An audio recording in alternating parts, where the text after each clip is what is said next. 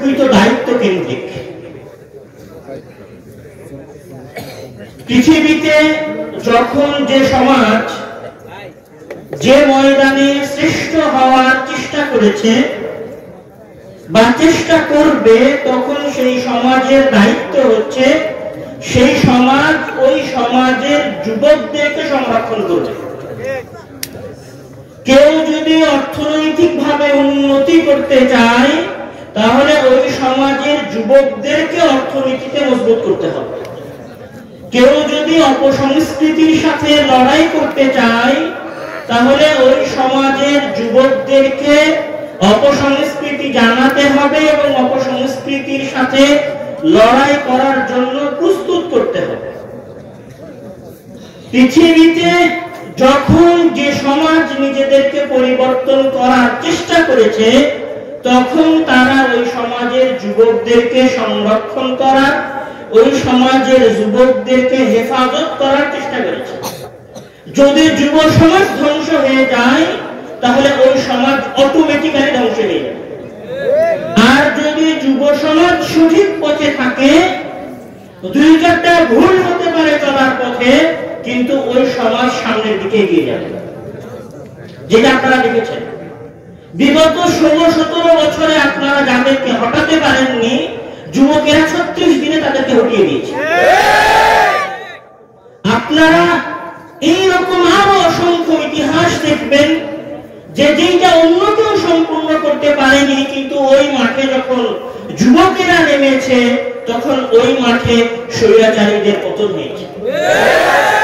এই জন্য রাসূল সাল্লাল্লাহু আলাইহি ওয়াসাল্লাম এবং মহান আল্লাহ তাআলা মুসলিম যুবকদেরকে অসংখ্যবার এবং বিভিন্ন ভাবে সতর্ক করেছেন।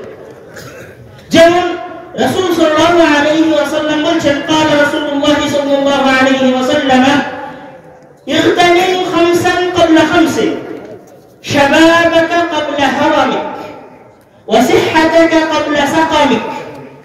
তুমি 5টা সুযোগের সদ্ব্যবহার করো, ওই সুযোগ তোমার কাছ থেকে চলে যাওয়ার পূর্বে। 5টা জিনিস তোমার কাছে যতক্ষণ আছে ততক্ষণ ওইটার সদ্ব্যবহার করো, ওইটা তোমার কাছ থেকে হারিয়ে যাওয়ার আগে। 5টার প্রথমটা রাসূল সাল্লাল্লাহু আলাইহি ওয়াসাল্লাম বলছেন, শাবাবাকা ক্বাবলা হারামিক, বৃদ্ধ হয়ে যাওয়ার পূর্বে যৌবন কালকে কাজে লাগাও। এই জন্য দেখবেন যে আপনার সমাজে যখন সমাজকে ধ্বংস করার চেষ্টা করা হয়েছে, তখন সবার আগে আপনার সমাজে যে জায়গায় হাত দেওয়া হয়েছে, সেটা হচ্ছে আপনার সমাজের শিক্ষা ব্যবস্থা।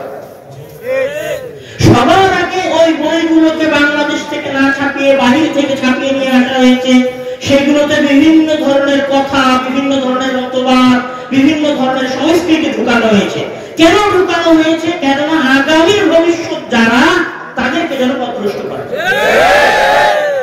এবং আপনি এখানে আরো একটা জিনিস দেখতে পাবেন যে এই যুব সমাজ কেন্দ্রে কি সকল অপসংস্কৃতির কলকাঠিগুলো লড়ছে। এই যুব সমাজকেই সন্ত্রাসী কারা, তো সন্ত্রাসীদের মধ্যে দেখেন বৃদ্ধ মানুষের চেহারা নাই। ওই যে দেখেন হলে আকিদান যখন হয়েছিল, তখন ওই হলে আকিদানের সন্ত্রাসীদের মধ্যে কোন পত্রিকা যে রিপোর্ট গুলো করেছিল, আর মধ্যে কোন বৃদ্ধ মানুষের ছবি ছিল না। সব ছিল দাড়ি টুপিওয়ালা বা একটু মুসলিম, দিন মেনে চলে এরকম যুবকদের ছবি। ওইটা দিয়ে কি করা হয়েছে? যুবকদেরকে দিন চলার প্রতি অনুৎসাহিত করা হয়েছে।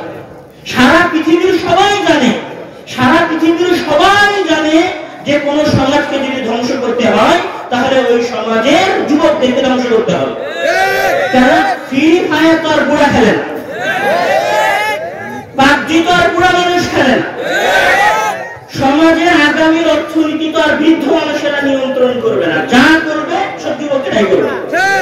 এই জন্য রাসূল সাল্লাল্লাহু আলাইহি ওয়াসাল্লাম বলছেন এখানে যুবকদের আরেকটা বিষয়, যে আসলে যুবকেরা সমাজের জন্য কত গুরুত্বপূর্ণ। রাসূল সাল্লাল্লাহু আলাইহি ওয়াসাল্লাম বলেছেন, লা তাজুলু কদামা আবদিন ইয়াওমাল কিয়ামাতি হাত্তা ইউসআলা আন উমরিহি ফিমা আফনা। কিয়ামতের দিন কোন মানুষ এক পাও সামনে আগাতে পারবে না যতক্ষণ পর্যন্ত না তাকে জিজ্ঞাসা করা হয় সে তার জীবন কোথায় কাটিয়েছে। রাসূল সাল্লাল্লাহু আলাইহি ওয়াসাল্লাম আরো বলেছেন, এটা অনেক গুরুত্বপূর্ণ কথা, যে আবু হুরায়রা রাদিয়াল্লাহু তাআলা আনহু বলেছেন যে قال রাসূলুল্লাহ সাল্লাল্লাহু আলাইহি ওয়াসাল্লাম সাবআতুন ইযিল্লুহুমুল্লাহু তাআলা ফি যিল্লিহি ইয়াওমা লা যিল্লা ইল্লা যিল্লুহু ইমামুন আদলুন শাবুন নাশআ ফি ইবাদাতিল্লাহ। যেই দিন কিয়ামতের ভয়ঙ্কর দিনে, যেই দিন কোথাও কোনো ছায়া থাকবে না, মানুষ কোথাও কোনো আশ্রয় খুঁজে পাবে না, মানুষ কোথাও নিজের জন্য নিরাপত্তা খুঁজে পাবে না, মানুষ যখন দিক বিদিক হয়ে ছুটতে থাকবে, সূর্য যখন মানুষের মাথা থেকে মাত্র 1 মিল দূরত্বে থাকবে, আর ওই সূর্যের তাপে মানুষের শরীরের ঘাম চুয়ে মানুষের পা, মানুষের হাঁটু পর্যন্ত চলে আসবে, এই রকম ভয়ঙ্কর গরমের দিনে, ভয়ানক দিনে, তাপের দিনে মহান আল্লাহ তাআলা 7 শ্রেণীর মানুষকে তার আরশের ছায়ায় ছায়া দিবেন। সেই 7 শ্রেণীর মানুষের প্রথম মানুষ হচ্ছে ইমামুন আদলুন, ন্যায়পরায়ণ শাসক। আর ওই 7 শ্রেণীর মানুষের দ্বিতীয় শ্রেণীর মানুষ হচ্ছে শাবুন নাশআ ফি ইবাদাতিল্লাহ, ওই যুবক, যেই যুবক তার যৌবনকাল পার করেছে আল্লাহ তাআলার ইবাদতে। মানে ইবাদত কোন বয়সে করতে হবে? যৌবনকালে। আপনি বলেন দাড়ি রাখতে, বয়স তো যখন 30 হোক 50 তারপরে দাড়ি রাখতে। যদি বলেন সালাত আদায় করতে, বলবেন যে কিছু টাকা পয়সা ইনকাম করে নিই, 50 বছর বয়সে তো সালাত আদায় করবই। ওই সালাতের কোনো মূল্য নাই যেই মূল্য যৌবনকালের সালাতের আছে। এই আলোচনাটুকুর যেটা সারমর্ম কথা, সেইটা হচ্ছে যে রাসূল সাল্লাল্লাহু আলাইহি ওয়াসাল্লামের কাছে যুবকদের গুরুত্ব এত বেশি ছিল, এত গুরুত্ব ছিল যুবকদের, যে রাসূল সাল্লাল্লাহু আলাইহি ওয়াসাল্লাম এই কথা বলছেন যে আরশের ছায়াতলে যারা ছায়া পাবে তাদের এক শ্রেণীর মানুষ হচ্ছে যুবকেরা।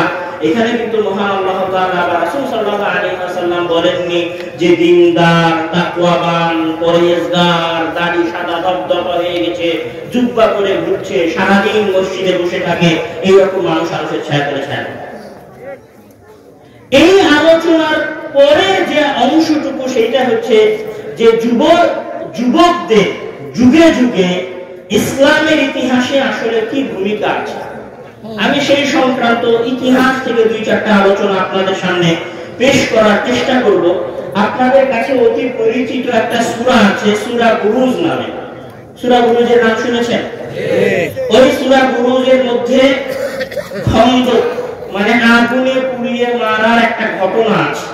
একজন যুবকের কথার কারণে পুরো একটা সমাজকে আগুনের মধ্যে পুড়িয়ে হত্যা করা হয়েছিল। সেটার কি ছিল? যে একজন যুবক দ্বীনের পথে ছিল, আল্লাহ তাআলায় বিশ্বাস স্থাপন করত, সে মানুষকে আল্লাহর পথে দাওয়াত দিত। ওই যুগের বাদশা কবর পূজারী ছিল, ওই যুগের বাদশা সূর্য পূজারী ছিল। তো যখন সে দেখলো যে এই যুবক দ্বীনের পথে দাওয়াত দিচ্ছে, তখন বাদশা ওই যুবককে হত্যা করার চেষ্টা করলো। বাদশা ওই যুবককে পাহাড় থেকে ফেলে হত্যা করার চেষ্টা করেছিল, ওই যুবককে সমুদ্রে ডুবিয়ে মারার চেষ্টা করেছিল, কিন্তু বাদশা কোথাও সফল হয়নি। ওই যুবক ওই বাদশাকে উদ্দেশ্য করে বলছে যে আপনি যদি আমাকে হত্যা করতে চান, তাহলে আপনাকে যেটা করতে হবে সেটা হচ্ছে সকল মানুষকে মাঠে জমা করতে হবে। সকল মানুষকে মাঠে জমা করার পরে আমাকে খেজুর গাছের সাথে ঝুলাতে হবে, আর আমার দিকে এই বলে তীর নিক্ষেপ করতে হবে যে বিসমি রব্বি হাযাল গোলাম।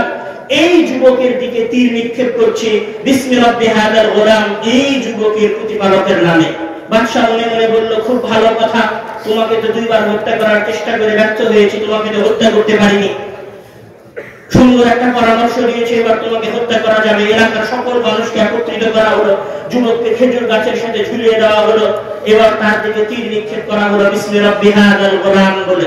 এই বাক্য উল্লেখ করে ওই যুবকের দিকে তীর নিক্ষেপ করা হলো, ওই যুবক মারা গেল। কিন্তু এই দৃশ্য দেখে আশেপাশের যত মানুষজন ছিল তারা সকলেই বলে উঠল, আমান্না বিরব্বি হাযাল গোলাম, আমরা এই যুবকের প্রতিপালকের উপর ঈমান আনলাম। বাদশার বিরুদ্ধে গিয়ে পুরো একটা সমাজকে, পুরো একটা জাতিকে, পুরো একটা গোত্রকে পরিবর্তন করে দিল কে? একজন যুবক। কিসের বিনিময়ে? তার ইমানের বিনিময়ে। কিসের বিনিময়ে? তার শাহাদাতের বিনিময়ে।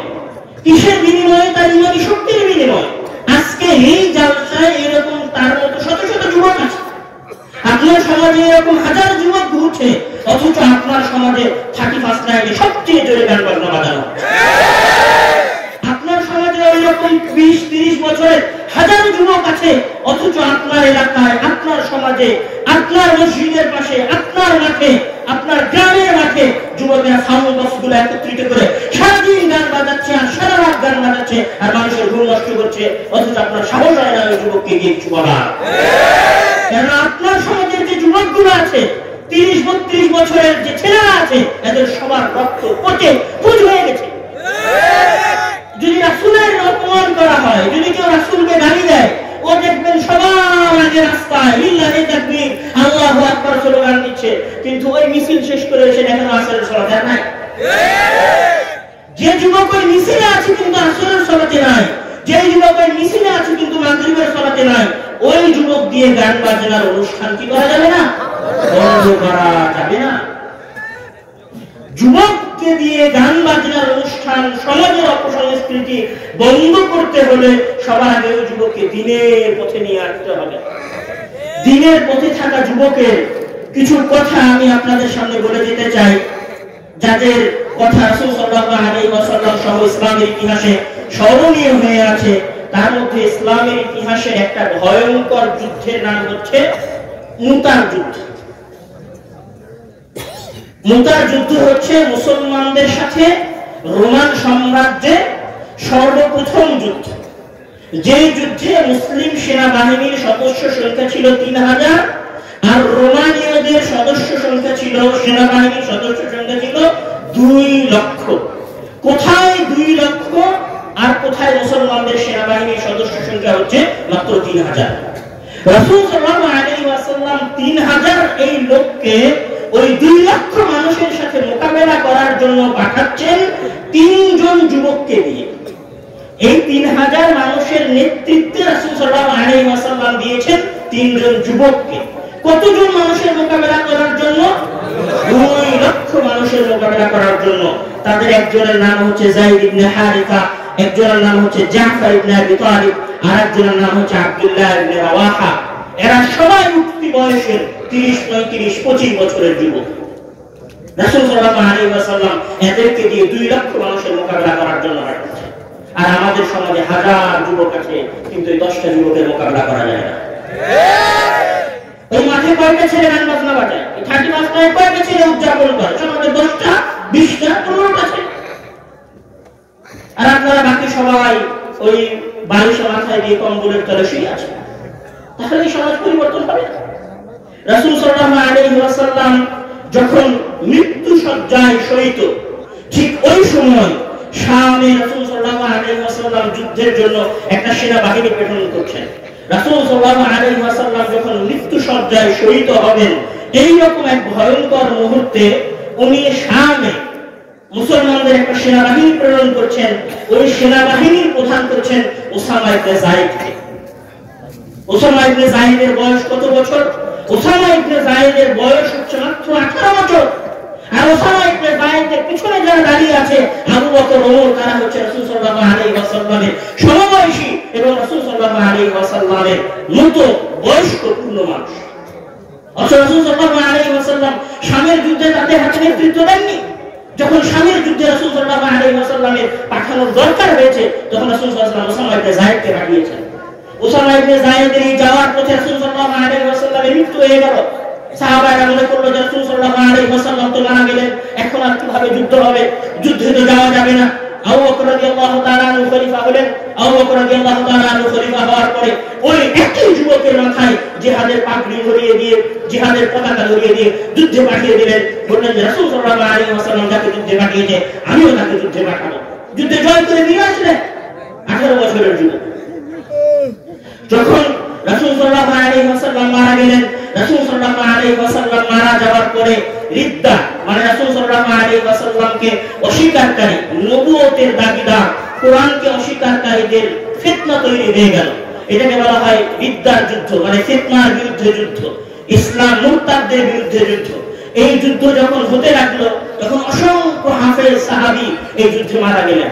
তখন আবু বকর এবং ওমর রাদিয়াল্লাহু তাআলা আনহু মিলে সংকল্প করলেন যে এখন তো আমাদের অনেক হাফেজ মারা যাচ্ছে, কোরআন তো সংরক্ষণ করতে হবে, না হলে আমরা কোরআন হারিয়ে ফেলবো। তখন আবু বকর এবং ওমর রাদিয়াল্লাহু তাআলা আনহু মিলে সাহাবাদের এই মারা যাওয়ার সময় যে ব্যক্তিকে কোরআন সংরক্ষণের দায়িত্ব দিলেন তিনি হচ্ছেন যায়েদ বিন সাবিত, একজন 25-30 বছরের যুবক।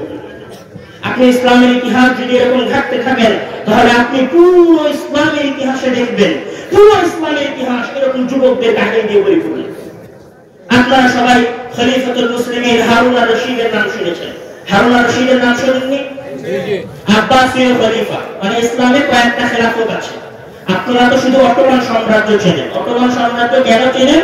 কারণ ওই যে আপনাদেরকে পথভ্রষ্ট করার জন্য তুরস্ক থেকে একটা সিরিয়াল বের হয়েছে, ওই সিরিয়াল দেখেছেন আর সেখান থেকে অটোমান সাম্রাজ্য সম্পর্কে আপনারা জানেন, অটোমান খেলাফত সম্পর্কে জানেন। কিন্তু অটোমানের আগের দুইটা খেলাফত আছে, একটা হচ্ছে আব্বাসীয় খেলাফত আর আব্বাসীয়দের আগের খেলাফত হচ্ছে উমাইয়াদের খেলাফত, আর উমাইয়াদের আগের খেলাফত হচ্ছে খোলাফায়ে রাশিদা খেলাফত। তো আব্বাসীয়দের খেলাফতের সর্বশ্রেষ্ঠ যে খলিফা, সেই খলিফার নাম হচ্ছে হারুন আর-রশিদ। হারুন আর-রশিদ যখন খেলাফতের দায়িত্ব গ্রহণ করে, উনি জন্মগ্রহণ করেছিলেন 766 সালে। 15 বছর বয়সে উনাকে ওনার বাবা পুরো আব্বাসীয় খেলাফতের সেনা প্রধান নির্বাচন করেন এবং উনি যখন শাসন ক্ষমতায় বসে তখন ওনার বয়স মাত্র 22 বছর। 22 বছরের হারুন আর-রশিদ খলিফায় বসেছেন। উনি যেই চেয়ারের উপর বসেছেন 22 বছর বয়সে, সেই চেয়ারে বসে থেকে পুরো অর্ধ পৃথিবী শাসন করা যায়। আর ওই চেয়ারে উনি 22 বছর বসে থেকে প্রায় আরো 20 বছর শাসন করেছেন। উনি অন্যদের চেয়ে আলাদা কি করেছেন? উনার আগে পুরো উমাইয়াদের 150-200 বছর পার হয়ে গেছে। উনার চাচা আবু জাফরের যুগ পার হয়ে গেছে, উনার চাচা আবুল আব্বাস আস-সাফাহের যুগ পার হয়ে গেছে, তার আগে উমাইয়াদের অনেক যুগ পার হয়ে গেছে, 150-200 বছর পার হয়ে গেছে। কিন্তু উনি 22 বছরের যুবক যখন ক্ষমতায় এসেছেন তখন কি করেছেন?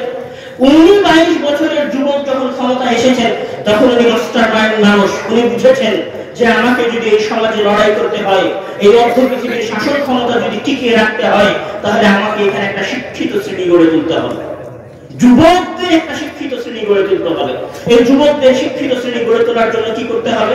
আমাকে একটা উন্নত মানের বিশ্ববিদ্যালয় প্রতিষ্ঠা করতে হবে।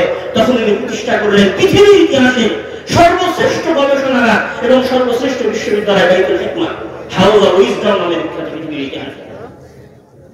এই যে চিন্তা, এই চিন্তা সর্বপ্রথম ওনার মাথায় এসেছিল। এই যে আজকে আমরা সবাই ইংরেজি শিখতেছি, সবাই আমাদের সমাজের মানুষ সবাই মনে করে যে যে ইংরেজিতে কথা বলে সে স্মার্ট মানুষ, সবাই ইংরেজি শেখে। কেন ইংরেজি শেখে? কেননা আজকে জ্ঞানের অ্যাভেলেবিলিটি, জ্ঞান ব্যাপকভাবে পাওয়া যায় ইংরেজি ভাষায়, এজন্য সবাই ইংরেজি ভাষা শেখে। এই জিনিসটা আজ থেকে 100 বছর আগে হারুন আর-রশিদ বুঝেছিলেন। উনি বুঝেছিলেন যে মানুষকে যদি আমার গোলাম বানাতে হয়, মানুষকে যদি আমার দাস বানাতে হয়, আমি যদি অন্যদের উপরে, রোমানদের উপরে, পার্সিয়ানদের উপরে, এইদিকে হিন্দুদের উপরে, ভারতের সাংস্কৃতিক ভাষাভাষীর অধিকারী মানুষদের উপরে যদি আমি শাসন ক্ষমতা প্রতিষ্ঠা করতে চাই, তাহলে আমাকে আরবি ভাষার প্রচলন ঘটাতে হবে। তখন তিনি বললেন, এই নিয়ে আসো, কে হিন্দুস্তানি আছে হিন্দুস্তানের সবচেয়ে জ্ঞানী মানুষকে নিয়ে আসো, কে পারস্যে আছে সবচেয়ে জ্ঞানী মানুষ পার্সিয়ান ভাষা, তাকে নিয়ে আসো, কে গ্রিক ভাষার সবচেয়ে জ্ঞানী মানুষ আছে তাকে নিয়ে আসো, ওদের সবাইকে নিয়ে আসো, আর ওদের কাছ থেকে ওদের ভাষা আমাদের যুবকদেরকে শেখাও, আর ওদের ভাষা যত বই আছে সব বই আরবিতে অনুবাদ করো। এখন কিছু বই ছিল চাইনিজ ভাষায়, কিছু বই ছিল গ্রিক ভাষায়, কিছু বই ছিল সাংস্কৃতিক ভাষায়, কিছু বই ছিল পার্সিয়ান ভাষায়। এখন সকল বই যখন আরবি ভাষায় হয়ে গেল, তখন সারা পৃথিবীর মানুষ আরবি ভাষা শেখা শুরু করলো, কারণ এখন জ্ঞান তো আরবি ভাষায় হয়ে আছে। এই যে কাজ, এই যে চিন্তা, এই চিন্তাটা কার মাথায় ছিল? এই চিন্তাটা ওই 22 বছরের যুবকের মাথায় ছিল। এবং এখানে আরো চমৎকার একটা কথা আপনাকে বলি, পৃথিবীর ইতিহাসে সর্বপ্রথম রোবোটিক্স নিয়ে যে গবেষণা হয়েছিল সেটা কিন্তু এই গবেষণাগার বাইতুল হিকমাতেই হয়েছিল। পৃথিবীর ইতিহাসে সর্বপ্রথম মহাকাশ গবেষণা সংস্থা মুমতাহানার যিনি যারা প্রতিষ্ঠা করেছিল তারা সবাই এই বাইতুল হিকমার গবেষক ছিলেন। আমি এই কথাগুলো বলে আপনাকে যেটা বলতে যাচ্ছি সেটা হচ্ছে, একটা যুবক যখন, মাস্টার মাইন্ড একটা যুবক যখন এইরকম ক্ষমতাসীন একটা চেয়ারে বসে, তখন পুরো দেশের পরিবেশ পরিবর্তন।